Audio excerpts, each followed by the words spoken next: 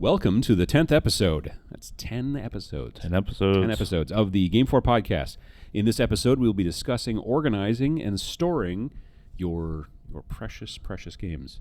Oh. Keeping them safe and also knowing where they are is helpful. My precious. Indeed. I'm Adam. I'm Matt. And we are part of Milk Can. And Milk Can is the company that makes GameFor. And GameFor is the app for connecting tabletop gamers, helping you find local stores, helping you find local gaming groups, events, other players, conventions, all kinds of stuff near you so you can play more tabletop games. Which is nice. Yeah, exactly. So we'll start off real quick with what we've been doing recently. Sounds great. So I recently picked up the latest campaign for D&D 5th edition. Okay. Baldur's Gate Descent into Avernus. This is like official campaign stuff Yes, made by yeah, Wizards. official campaign, I should say. Yeah. It's really good so far. Mm-hmm. I believe it's levels 1 through 12. That seems wide. Yeah. Yeah. But it's interesting because you start almost as a person that's kind of getting recruited into the guard, because basically the city's being sucked down to basically the hell. That doesn't sound good at all. No. So yeah, one city already was sent to hell, and looks like you're next. So now you're going to try to prevent that from happening. That does sound bad. Yeah. Yeah. So is there any way we can help those few people who already were in the I city? sure hope so. Yeah. No, that's definitely, yeah. So yeah, it's good so far. I'm really enjoying it. I think it will provide a lot of different character options and play styles from kind of your normal dungeon crawls and stuff. Yeah. No, it sounds like it's got almost more investigation to some degree, a little bit. Some of that, and there's some demonology stuff. Oh, yeah. Kind of reminds you a little bit like Dante's Inferno. Some of the stuff is being borrowed from. And I can see that. yeah. What else? What else have you been working on? And then printing lots of dungeon tiles for the Mad Mage. So printing tons. Also 3D printing. Yeah, 3D printing dungeon tiles. I'm using Dragon Lock still, but I did see that WizKids is coming out with their own as well. Yeah. They just announced that. The first company that ever made like dungeon tiles back in the day was Dwarven Forge. Right. And they were resin. I believe he makes them on a resin. Yeah, they're like resin, and they're pre-painted and very, very nice. Tons and tons of different styles. Yeah, I've been doing it for years and years and years. Right. And got into Kickstarter once that kind of became a thing and started making money that way. There's a Netflix documentary. Yeah, you're right. There is a Netflix documentary about him. I think it's called Dwarvenaut or something like that. Something like that. Yeah. It was interesting. But now with the advent of 3D printing, you're starting to see a lot of companies who are making the STL files, the computer file, so that you can print your own dungeon tiles. So Fat Dragon Games has one called Dragon Lock. There's a version called Open Lock, which is basically kind of like open source and that's software. The little clips to hold them together, because you're not printing the entire dungeon, you're printing modular tiles. So yeah, there's an Open Lock one, which basically they allow everyone to kind of contribute, and you're not allowed to sell those. Right. And then now there's Warlock from WizKids, which will be pre-painted. Yeah, because this won't be 3D printed. This will be like plastic modeled. Yeah, buying kits. And 3D print. Pre-painted. Which it's dungeon tiles. There's like not a lot of it's a bunch of dry brushing. Right. That's not. But still, for the people who don't have a 3D printer or don't want to go down that road, and the people who don't have the money for something that's super fancy like the Dwarven Forge stuff. The fact that Warlock stuff is that they're doing, and it sounds like they're working with everybody to make sure that they're all compatible still. So even if you've gone down one or wanted to pursue a few different ones, you can still kind of use them all together. I think that's really smart because the whole concept of like, well, I can't use this because I'm already using that is kind of bad. Whereas if you can look. You guys started making really cool cavern tiles, and I don't have that in my stuff already. Right. I can just snap a cavern on, boom, and now it all works. Yeah, it was great because when I first heard about it, I'm like, oh man, another system. It came a year too late, and now I'm I'm like, oh, okay, now I can stay myself a couple of weeks of if I want to. You can supplement the stuff you've already been printing and painting and working on, so that you can add some other stuff to it once it comes I'm out. Excited for that. No, that is very, very cool. How about you? Yeah, speaking of terrain, I'm lately my main thing has been working on terrain that came in the starter box for Warcry. So that's made by Games Workshop, Age of Sigmar Warcry, which is basically like the small skirmishy version of Age of Sigmar. To some degree, if you've heard of Kill Team for Warhammer 40,000, like Warcry is kind of like Kill Team, but for Age of Sigmar to some degree. They're not a direct one-to-one, but it's smaller. It's a small board. Like you're playing it on a 22 by 30 inch board instead of playing it on a 4 foot by 6 foot board. There's a lot of terrain. It's in kind of a tighter area, so that's a little bit more dense in the terrain. But you're also playing with far fewer models as well. Okay. So the starter came out back in August, and it comes with 2 forces, and then there's also the terrain and stuff like that. And the terrain's been really cool and interesting to build. It's really, really great terrain. So I've been working on that, and I want to get it all primed up, kind of as I said in the last episode, before things get too cold, because I do generally like to prime my terrain with a rattle can. And then I'm also, speaking of priming terrain, I'm also trying to prime some other stuff that was already built. I'm trying to prime, trying to find the right days where it's warm enough, and not too humid or weird or too windy. It's kind of a thing. But yeah, then I've also got some Kill Team terrain. Like when Kill Team first came out last summer, I finished all that terrain, but now I've bought some extra to kind of like supplement from the same company, and so that's built, and I'm in the process of priming that. And then Star Wars Legion, because I've talked about it in a couple episodes now. Yep. I'm still working on that table. That basically, it's going to be a 3 foot by 6 foot total table that's all kind of Tatooine style buildings. That'd be nice. They were all 3D printed, not by me. I do own a 3D printer, but this was a situation where I was like, I could buy the files and then sit there and 3D print them all myself, or I could pay a little bit more and just have them ship me the printed stuff. Because some of them are big size, like some of them are large. And so, honestly, there's a couple in there that I'm not 100% sure my printer could have printed, maybe because they're not, well, there's at least one that I think is too tall for my printer that I got. So there's that. Yeah, so that's pretty much been about it. I haven't really been painting models much lately. I've been working on terrain for the most part, which has been fine. You need both, in that kind of thing. Absolutely. But that's what I've been doing with the gaming stuff. We've got another question from the audience, thankfully. Great. So this is good. This is coming from Randall. Okay. And Randall says, really enjoy the podcast, guys. Well, we totally appreciate that. Thank you. Yeah. As a gamer, one of my favorite aspects of the hobby is the community, warts and all. Yeah, no, I get what you're saying. What are a few of the things that an average, and averages in quotes, that an average gamer, non-YouTuber, podcaster, insider, etc., can do to promote the hobby and build the community? Thanks.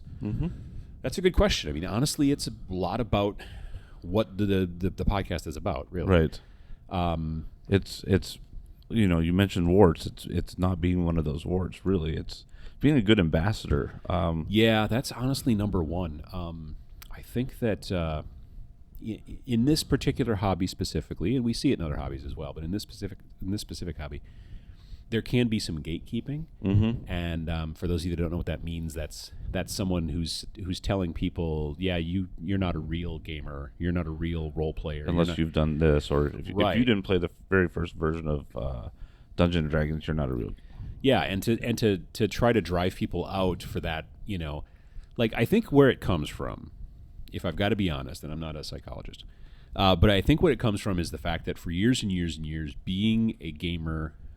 Being a tabletop gamer was to some degree sort of looked down upon a little bit, almost kind of like an outsider. Yeah, it was kind of a nerd sort of outsider thing. I mean, I grew up that way as I was playing D&D in 5th grade and stuff like that, and it wasn't something that was necessarily looked upon the same way as say playing flag football in 5th grade and stuff that was looked upon. I get that. So now that things have turned around to some degree, not 180, but the fact that the biggest grossing movies are all superhero movies, and TV shows like Netflix. The Big Bang Theory is like one of the biggest TV shows out there, and they're constantly playing Dungeons and Dragons and stuff like that. Netflix is basically around Dungeons and Dragons almost to some extent. Oh yeah, no, absolutely, yeah. And so that kind of stuff, I think, has been bringing more people into the hobby, which I think is spectacular. But I think there are some people out there who are like, yeah, but they weren't here when I was struggling, and so that's not fair. And I don't think it's the right way to look at it. Right. And that can be kind of the gatekeeper thing. So I think welcoming and being inclusive and bringing people in is always a better idea. Like if they don't play the way that you play, well, then that's fine. They don't have to necessarily come into your gaming group and then like, stomp on all your stuff and that but I'm saying that telling a person that they're not really a gamer because they're not whatever, that's, I think, silly. I think that, don't shun their taste. Like I know that my family's starting to get, like, and I don't mean like my immediate family, but my extended family for holidays and stuff. They're starting to get more into, what tabletop gamers kind of prefers, Euro gamers or Euro games and stuff like that. More hardcore games, getting away from categories and Monopoly that are usually kind of frowned upon. Sure. But I was able to do that by introducing them games, by still playing the games that they still find enjoyable, and then saying, hey, if you like this one's kind of similar but has a little bit, this different mechanic. Yeah, no, absolutely. I think that focusing on your family is also a great way to promote the hobby. I mean, like that kind of thing. If you've got people in your family who are like get together at the holidays and they want to play categories and things like that, you can do that. And then if you can maybe kind of handpick, depending on how many people are at your Thanksgiving or Christmas, and say, what about the four of us? I want to show you Settlers of Catan. You know what I mean? And that kind of stuff. Like I wouldn't necessarily at Thanksgiving be like, hey, we're going to sit down and play D&D. And it's going to be this long kind of, like you could do a one-off. There are certain one-off kind of RPGs that you could probably pull off relatively well, as long as they were maybe funny or sort of silly, that kind of stuff. Like I don't know. I know recently you were playing Mothership. That's not something to necessarily bring up at Christmas. No. Yeah, I mean it's kind of a horror sci-fi kind of a thing. That's, it depends on who you're related to, honestly. But no, that's definitely a thing. So. Encouraging people to get into it, and like business trips or like conventions. Like I was at a convention this summer, tech convention, and we ended up with a night that we played D&D because I was able to, there was a few of us that wanted to play, and we actually encouraged like one person who had never played D&D before to kind of sit down, because we were like, hey, he's like, well, I don't have a book, I don't know. And we're like, we'll teach you how to play, like just we're just having fun, So encouraging people to kind of join you. Being okay that they might not win or even know the rules. Basically just... There's a lot of people who are like, I don't know how to do it, so I don't want to do it, or I can't do it. Well, like, but it's this fallacy that like nobody starts out as a pro. Nobody starts out knowing what's going on. You always have to learn. So when you're like, oh, I don't want to play because I don't know how to play. Well, we'll teach you. That just that type of thing can bring so many more people in the hobby versus the opposite. My kid's karate instructor just posted a thing because she always hears like, well, I can't do karate, I'm not fit enough to start karate. She's like, that's like saying I'm not smart enough to go to school yet. Yeah. No, that makes sense. Like everybody has to start at some point. So. And same with gaming, Yeah, no, absolutely. No, I agree. Just try to help other people's anxiety. Be a good proponent. Introducing them. Casually let them in, letting them say no. Yeah, no, absolutely. Yeah, sometimes they'll say force no. Somebody, obviously. They're like, no, I do want to play Taboo. And you're like, okay, right, that's fine too. Yeah, and not everybody's going to be interested, certainly, but you're going to find that there are some people who have an interest but are maybe nervous about it or something like that, or they don't really know what it means. Yeah. Even just explaining it sometimes. Like I've had people that as a person who's like a wargamer, a miniatures wargamer. People I explained, like, let's see someone you work with and you're like, oh, what'd you do this weekend? I'm like, oh, I went to a convention and I did this. And they're like, I don't know what you're talking about. Then you like kind of explain it a little bit. Don't take all day, you got things to do or whatever. But just be like, oh yeah, no, there's people that get together and they build and paint these little toy soldiers and then they have these battles and strategy and dice and stuff like that. Maybe show them a couple of pictures on your phone or something like that. And a lot of times you'll get I had no idea that was a thing. Right, or wow, I didn't know people could do stuff. Right. Yeah, or explaining to them what parts of the hobby that you enjoy too. Like I know that I was, not into miniatures. I didn't think I could paint or whatever, and you were explaining to me, well, it's not really about this. I like it because it was relaxing. I'm like, yeah. I could use something relaxing to do. Oh yeah, and that encouraged me to go ahead and give it a try. I sometimes point out to people that the movie, the Steve Carell movie, 40-Year-Old Virgin. There's like a scene, like a montage where he's like, he's got all these different hobbies that he likes to do. He likes to play video games and he's practicing the clarinet or something like that. And then there's a point where he's painting miniatures. He's got like a magnifier with a light in it, like on his desk and stuff like that. And he's like, and your pants are going to be blue. And he's painting and models and stuff like that. And I'm like, it's kind of like that. That's I try to point that out, and people frequently remember that part from that movie, and that helps too. So, trying to normalize it to some degree. don't get like if someone asks you about your D&D campaign, don't sit down and spend 45 minutes explaining your entire character. Just, tease a bit and say, oh, it's kind of like this and it's this and we do this and it's kind of fun and be like, brevity is really key. Right. Let them drive it. Right. Yeah. Because then when they're like, well, but then how do you do this? Then you start to set the hook, as it were. But yeah, definitely that kind of thing is I think super important. But yeah, so I want to thank Randall for the question. That's really helpful. And because it's our 10th episode, we have a new policy here. And that is that if you send us a question, and you can send us a question either through the comments in YouTube, if you watch this on YouTube. If you put the word question at the beginning, it's super helpful for us because it helps us to pick it up a little bit. Yep. Or you can send us a question via email at podcast@iamgamefor.com. And if we read your question on the air, then we're going to send you a GameFor t-shirt. Right. Special edition. Just for the people who get their questions answered. And it is retroactive to the couple of questions. Right. To the few people that have sent them in the previous, we're going to be able to do that too. There was a few people who were like, oh, okay. No, so we'll be reaching out back to those folks as well. Okay, so today's topic is we're going to talk about organizing and storing your games. And sometimes organizing is just trying to keep track of everything. Mm-hmm. Maybe you make yourself a list. Sometimes people like Excel documents, those types of things. But sometimes also organizing can mean within a specific game. If you are into board gaming, having all the stuff inside organized and not just in a giant pile. Right, so that's easier to pick up or easier to start playing or preferably both. Right, yeah, absolutely. And then as far as storing your games are frequently made of paper or paper products. Mm-hmm. And there are certain environmental things that paper products don't like. Generally moisture. And fire. That's a good point, yes. So, yeah. Games are an investment and you want to keep them safe. In the last episode, we talked about how to game on a budget. Right. It is not budget friendly if you have to rebuy all your games because they all got destroyed in your basement flood. So that's something to keep track of. I'm a person who has a basement, and being a homeowner with a basement, like every time it rains, I feel personally persecuted. Like I don't care how long it rains. If it rains for 5 minutes, I'm like, because my basement's a little moist. It's a little leaky. Right. So I don't put anything on the floor. Yes, because ever. Yeah, there's I have a buffer. I'm like, if it's below 2 feet, it has to be able to get wet. Right, yeah, exactly, yeah. And I think that's important to understand if you live in an area that has basements and that kind of thing. Or flooding or storms. There's also, it's really super important to as far as dry, like those plastic totes, like those like Rubbermaid style big totes. Yeah, for the humidity. Well, for like, again, if something gets wet, if it rains a whole bunch and you even get like a bit of a trickle, if you've got games sitting in a cardboard box on the floor, and even you get 1/8 of an inch of water on the floor, that's all going to soak up. Yeah, exactly. So you don't want that.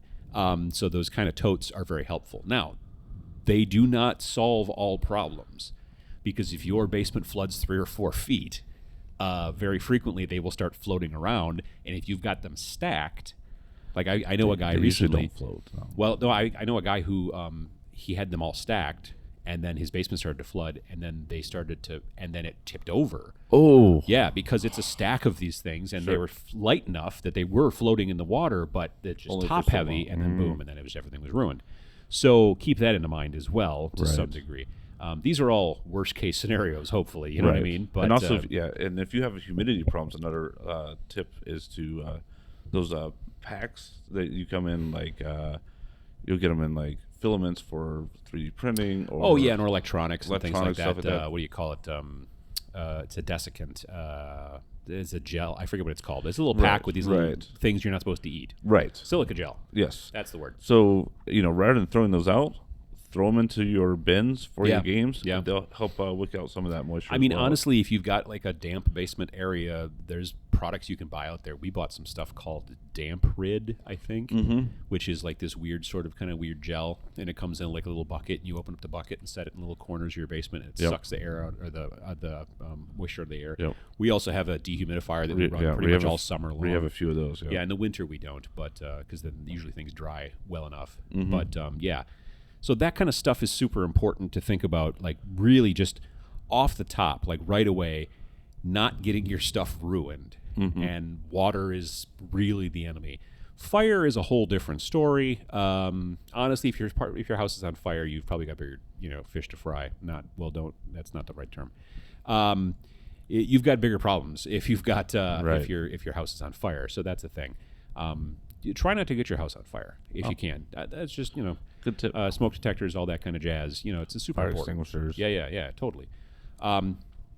But yeah, the water thing is a thing that can happen, and you might not know. I mean, I've come home from work at certain times. Luckily, this year, knock on sort of wood, You've done it. It's been pretty good. But I've come home and there's been moisture, and I don't just mean like a trickle.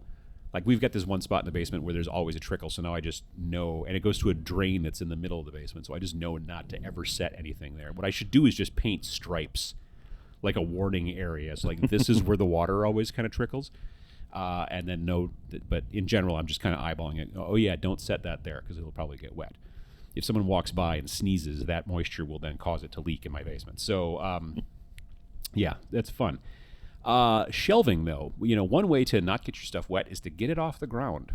Whether you, again, basement or wherever.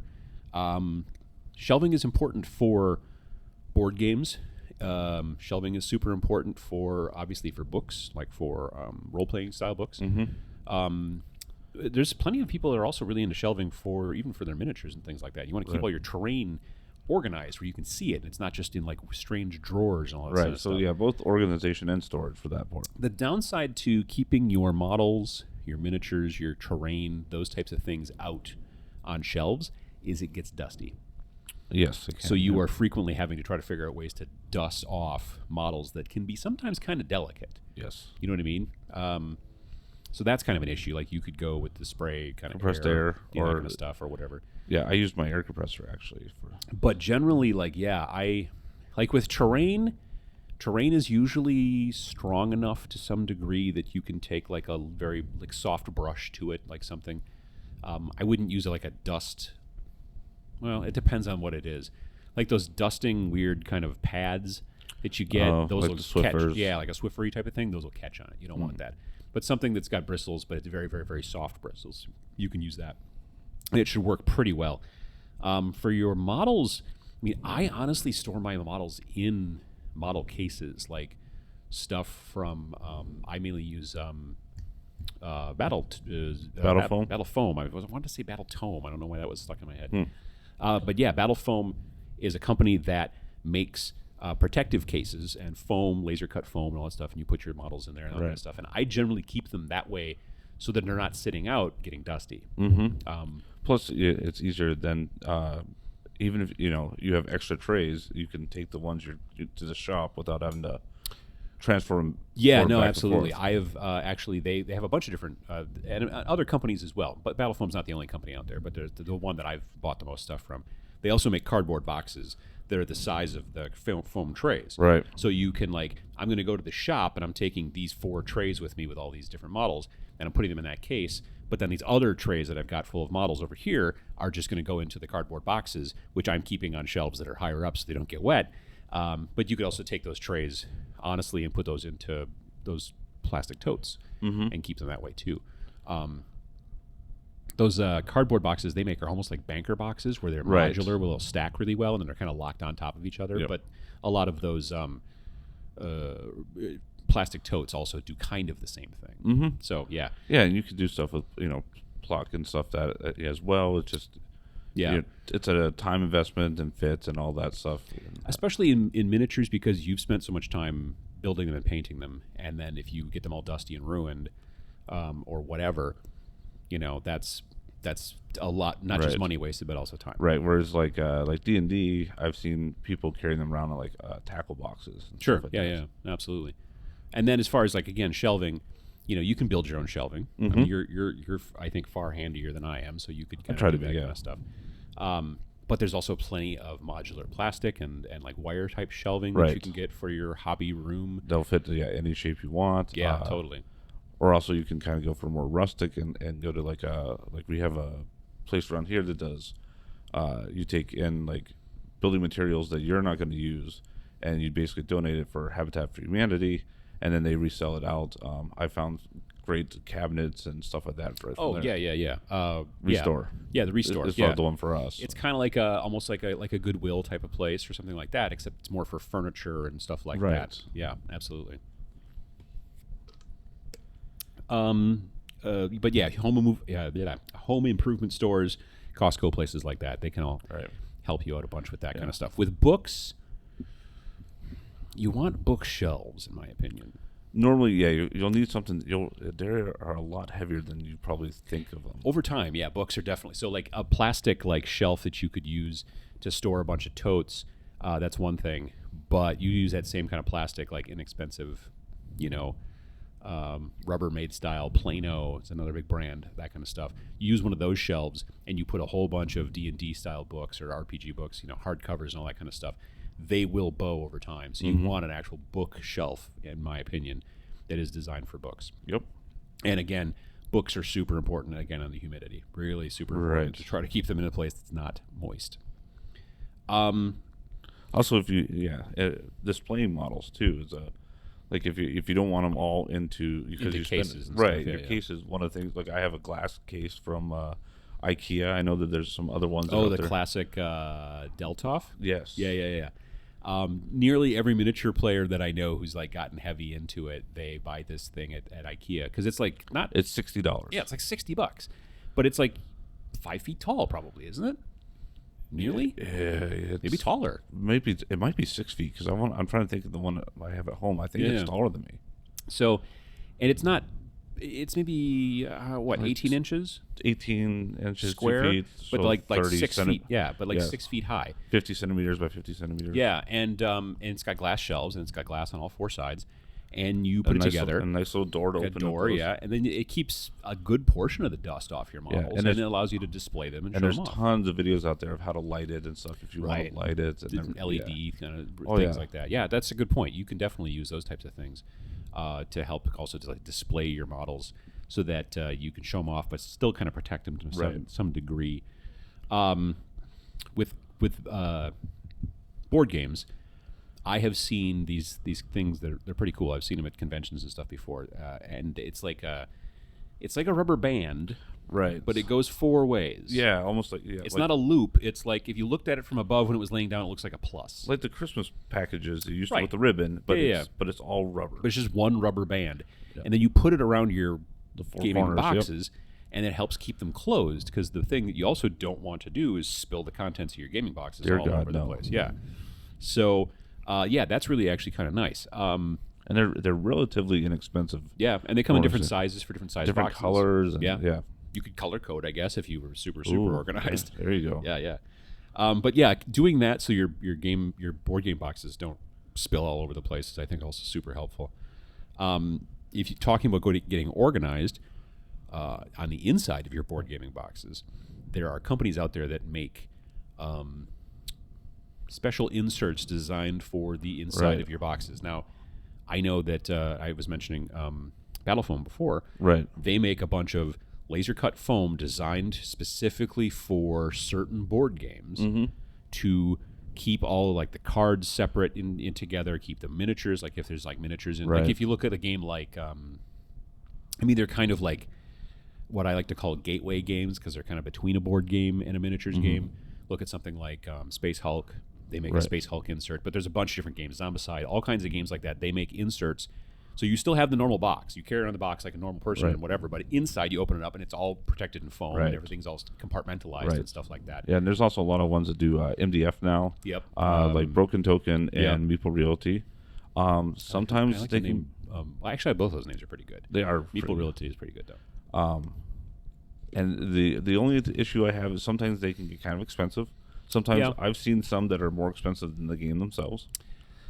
Yeah, but there are a bunch of people out there who are glad for games that they really love. They're glad to spend extra money on not only, and I was kind of surprised by this actually this year at Gen Con, but there was a bunch of companies there that were selling token sets for popular games that already come with tokens. Right, for me as a war gamer, I'm used to buying tokens that don't come in the game. Nobody makes these tokens. This is the token that shows that I'm stunned, or this is the token that shows that this guy has been knocked out, or whatever. Right. And so nobody makes those tokens, and in the book they'll just be like, oh, just use a dice, or you throw down a coin, or whatever. Right. And there's companies that make, oh, look at that. But there's also tons of companies now that make fancy plastic tokens, sometimes even metal, Yep.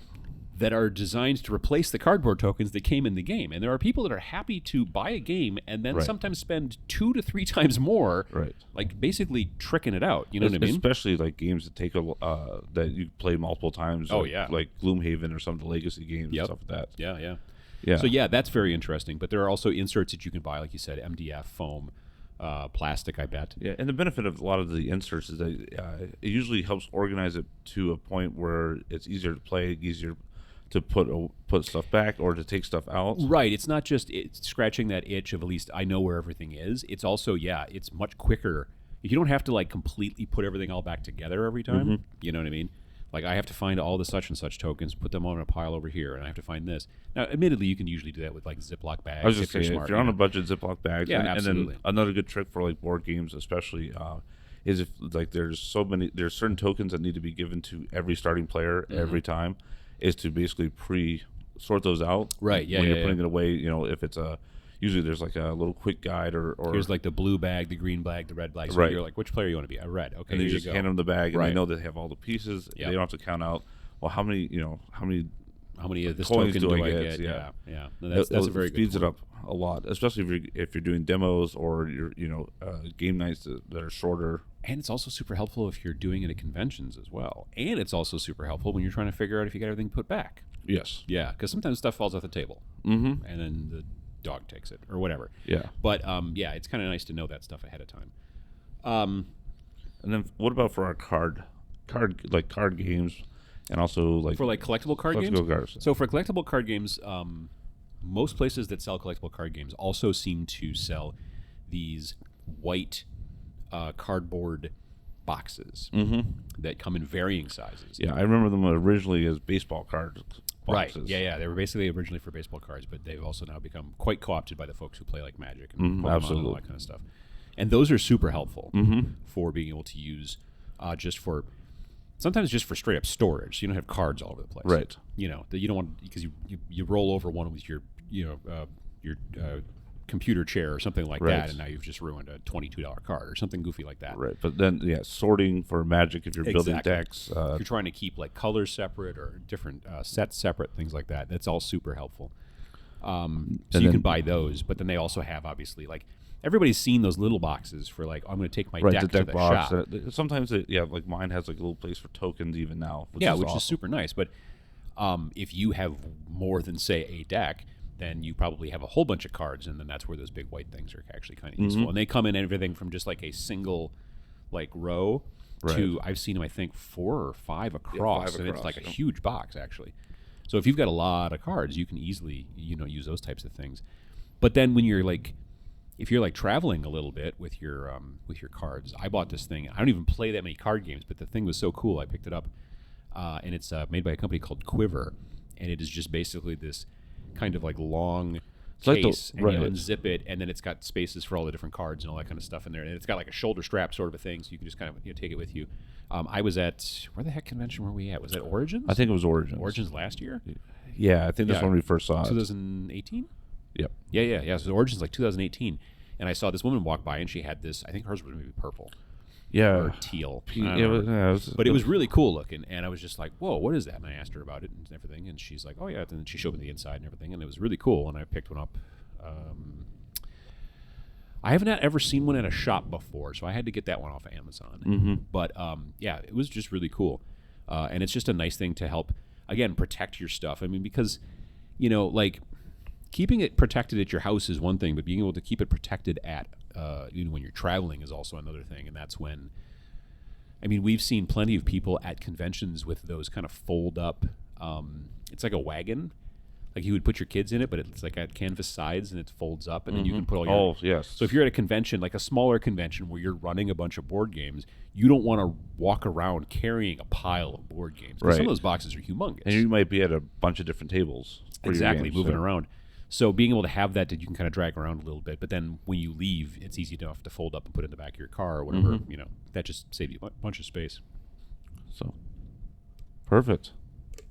But yeah, I think that thinking about what you can do, thinking about what kind of, how to protect the stuff. Moisture is a huge deal. Bugs, I think, are also kind of a problem with paper. There's a lot of bugs like silverfish and stuff like that. But that kind of comes with moisture to some degree as well, I think. I don't know if it's a good idea to put like mothballs by your games. They're going to make your games smell funny, though. Yeah. I mean, we've run into damp games before. We were at a convention a couple years ago, and they had a big games library, and we wanted to play... Betrayal on the House of the Hill. Yeah, that's what it was. So we checked it out from the library, and all the tiles for each of the rooms were all curled, like they were like almost like a little bowl. Like you could have set stuff inside of them. They weren't crazy curled up, but enough that they would spin because they were barely touching the table. Right. They were only touching the table in the center, kind of. Yeah. And so that was problematic. So that kind of stuff is things to watch out for. But if you've got a collection and you want to protect it, like I'm not talking about like you've got a couple of board games, but you've got a lot of board games, then a good shelving situation is super important. And then also being able to find just like the right kind of containers if you're going to be using plastic totes to keep them in, or if you're going to be doing something else. And if you're talking about miniatures, think about dust, not just water. Think about lots of different things. Definitely think about that kind of stuff and organizing it. As far as actually keeping your games organized informationally, I don't know. That's not anything I've ever done. I mean, if you're a person who's into spreadsheets, that can help you. Honestly, it can help you to not buy things twice. Yeah, there's times when you're like, oh, I really love that game. That's a great game. I should really buy that game, and you find out you already did. I've done that with paint a lot. I know friends that have done it with games. Really? So. Okay. Oh yeah. Yeah. It does happen. Generally, what I'm trying to do now is I'm trying to find, like I know there are apps out there, for paint, where you can put your entire paint collection. Board Game Geek has a good way to store your library usually. And then you can, not only is it helpful for you to know what games you have, but if like your group of gamers, you can share your list so that the next game night, you can look at it and go, hey, I see you on this game. Can you bring that? It kind of refers back to our last episode where we were trying to find out, like, how can I kind of budget myself a little better trying out a game before you buy it was one of the things that we mentioned. So if it turns out one of your friends in your group or whatever, you've all got a shared BGG list, you can be like, hey, can you bring this? I've been interested in it. They can bring it, and then you can kind of make a decision based off of that. That's very cool. So organization, both informationally and protection and keeping stuff up off the floor and all that kind of stuff. Those are really big deals, especially as your collection can grow. Don't be like me. I just recently bought 2 paints that I already owned. If you don't do that, then you'll be ahead of me. All right. Yeah, I think that's about it. So thanks again for listening to this episode of the GameFor Podcast. If you've got questions or comments and you're watching here on YouTube, please leave a comment below. If you're listening via your favorite podcast player or just aren't into the whole YouTube comment section thing, then you can feel free to reach out to us via email at podcast@iamgamefor.com. You can also find us on Facebook, Instagram, and Twitter. And lastly, to find out more about the GameFor platform designed to connect tabletop gamers, please check out our website at iamgamefor.com. That is www.iamgamefor.com. See you. Thanks.